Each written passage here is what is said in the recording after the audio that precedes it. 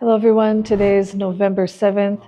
It is day 398 of the war between Israel and Hamas in Gaza, and unfortunately, I don't have any good news on the horizon. We still have 101 hostages waiting to be released and returned, and these are our articles for today. Look at this one. It says, Chazarti, former President Donald Trump is now President Donald Trump again, the 47th President of the United States. We're going to get all into that.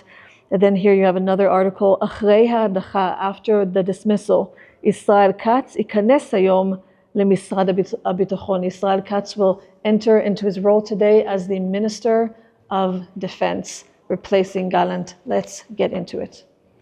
And here it says, hanitzachon hamuchlat, total victory. Here you can see 295 electoral votes for Trump in comparison to the 226 for Kamala Harris. Here you can see the victory photo of Trump with his wife, First Lady Melania Trump, his son Barron, and of course, J.D. Vance, the new vice president. It says here, Hamerotz hatzamud beyoter ei pam. Was this the closest race ever? It says not even close. It says here, Asinu historia nerape et artzenu. We made history. We will heal our land. That is what Trump promised in his speech. And here you can see all of the extremely ecstatic Trump supporters with their MAGA hats. Trump, he won by a landslide, really sort of leaving Kamala sort of in the dust of his promises to restore the United States. I know a lot of people were hopeful in the States that Kamala would win, but it seems that this time former President Trump really came in with promises that people felt were sort of solid, something that they probably couldn't see in Kamala Harris. On the Israeli side, people were very much hoping that Trump would win. You know, you could see in the beginning of the war, the sort of tension between Israel and America, seeing how much Biden would support, and then also thinking to the future, how much will Kamala Harris support us, especially regarding the Iranian issue. In the beginning, we saw Biden sort of putting his foot down and telling Iran, don't, sort of his famous, saying to them to not attack Israel. Kamala Harris sort of echoed the same in her interviews, but when people would see what Trump would say regarding Israel, he was more on the attack. And we need a strong leader that is able to walk with us in Israel within all of the tension that we have within the Middle East. And apparently in Israel, they sort of felt like Kamala didn't have the same gumption and the same strength or even courage as Trump has. And so in Israel, all in all, people are happy with this decision. I don't know about America, but here in Israel, we're hoping for a strong leader to come alongside us and help us win the current wars that we're dealing with on all different fronts. So moving from foreign politics to our own little house here in Israel, we have our own problems with the dismissal of Galant. So Galant was our Minister of Defense, very much appreciated within Israel. Everyone really trusted his judgment. And let me read to you guys the title, then I'll explain what is actually going on. Here it says, Chamesh she'elot al hayom shachrei hadachat Galant. 5 questions about the day after the dismissal of Galant. And we'll go through these questions in a second. But basically what happened is 2 days ago, the Defense Minister Galant was dismissed from his role as our Minister of Defense. This actually isn't the first time that Galant has been fired. Actually, in the past, during the war, there was literally one day that Bibi decided to fire Galant. He was literally back the next day. And then there was another attempt by Bibi Netanyahu to fire Galant and replace him with Gideon Sa'ar. In reality, Gideon Sa'ar doesn't have any military experience. So there was a lot of pressure around him, and he decided to refuse that role, so Galant stayed in his role. As of 2 days ago, Galant was officially fired and replaced with Israel Katz. Israel Katz also does not have military experience, and people are absolutely infuriated over this issue because they feel like it's Bibi Netanyahu trying to sort of do the same as they think that he always does, which is sort of save his skin in the game. And the reason that Galant was fired, according to him, is sort of threefold, but one of the main things is that there is Chok HaIshtamtut, the law that they're trying to pass, which basically the Orthodox will not have to serve in the army.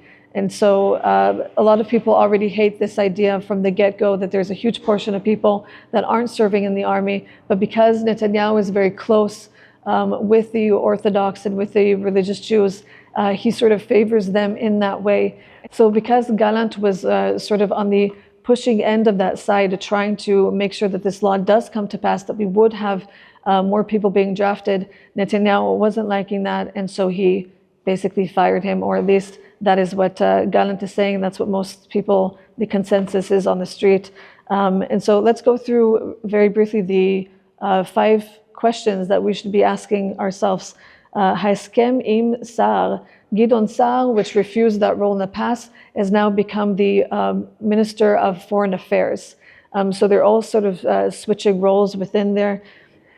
It speaks here about the agreement that they made with Gidon Sar. Of course, there's a lot of politics involved, and they want to make sure that whoever comes into these new roles is benefiting, to them and to their quote-unquote agenda. And so people feel like there's not this isn't a clean transition, that there's always an agenda, that someone's trying to protect, their back, or they have skin in the game.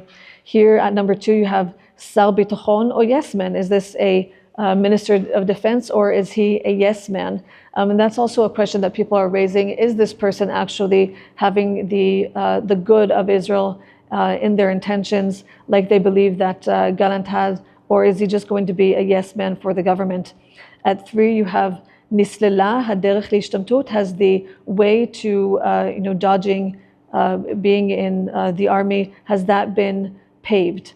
Here there's more inner politics about whether or not Gidon Sar received some kind of deal that's also beneficial to him, but also beneficial to that law, making it sort of, again, just sort of an unclean transition there. And then at number 4, you have Haopozitsia Mitgeyeset, the opposition is sort of coming to the front line. You have the head of the 4 oppositions, and they're saying here that the firing of Galant is an action of craze, basically, of a prime minister that is not fit to lead because he's doing things for his own agenda. And they're saying he is preferring b'mishtamtim v'lo b'mishartim. He prefers the people that don't want to go to the army and not those who are serving it. And at 5, you have hamivtzar ha'acharon v'arifat harashim, the last sort of stronghold and the sort of cutting off of heads, as they're saying here. So here you really have sort of insight into the inner politics of what happens after these really big decisions are made, and what vengeance is sort of implemented on those that they call rebellious within the government. And so, I look at these things and I'm happy that I'm not a politician, but you have so much going on within this one, firing or dismissing of Galant. And what was really sad from a personal perspective is that you look at Galant and you can really see a person who he says every single time, again and again, I will continue to do everything I can to serve Israel.